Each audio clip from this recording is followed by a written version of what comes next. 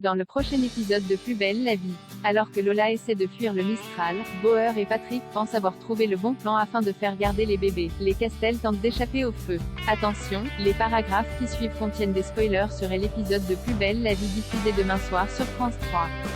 Les Castel bravent les flammes même si les enfants ont peur. Bastien suit le conseil de Luna et fonce à travers les flammes qui leur barrent la route avec le camping-car.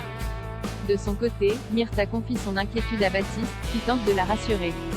Son pressentiment est tellement mauvais qu'elle manque de ses. Pendant ce temps, les Castel bravent le feu, pris de tout à cause de la fumée qui s'infiltre à l'intérieur du camping-car. Bastien tient bon et réussit à les conduire à bon port. Peu après, le moque Bastien ordonne à tout le monde de descendre. Sains et saufs, les Castel récupèrent chacun leur sac et se mettent en marche, dans l'espoir de trouver une route à proximité. Le week-end passé, ils continuent de marcher. Bastien porte Pablo sur ses épaules, tandis que Luna porte Akira. Finalement, Sunali aperçoit un village au loin. Soulagés, les Castel se dirigent dans cette direction, avant d'être surpris par des coups de feu. Lola veut fuir le Mistral. Thomas et Gabriel annoncent avec enthousiasme à Lola qu'ils envisagent de louer une petite péniche pour une semaine de vacances en famille. Mais la jeune fille, qui souffre toujours de sa rupture, n'est pas emballée par l'idée. Elle s'installe sur un banc, sur la place du Mistral, pour méditer. Elle se visualise en haut de son arbre préféré et se sent mieux, jusqu'à ce que Blanche vienne l'interrompre pour savoir si elle a des nouvelles de Noé. Lola s'emporte violemment contre elle. Le lundi, Lola en veut à Kylian d'avoir suggéré à Thomas et Gabriel de passer des vacances en famille. Tout ce qu'elle souhaite, c'est s'isoler le plus possible. À bout, l'adolescente prépare un sac à dos pour quitter le Mistral. Mais son frère s'en aperçoit et la retient.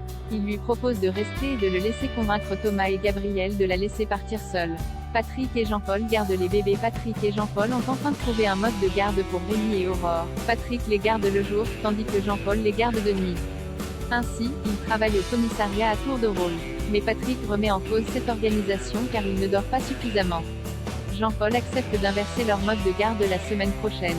Dans la journée, Patrick garde pour les faire cesser de pleurer, il essaye diverses techniques.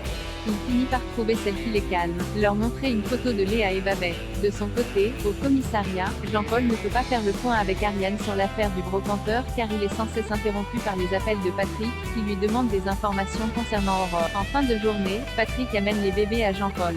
Ces derniers continuent de pleurer, mais Jean-Paul ne connaît pas la technique pour les calmer. Bien qu'il soit débordé, il affirme à Léa au téléphone que tout va bien.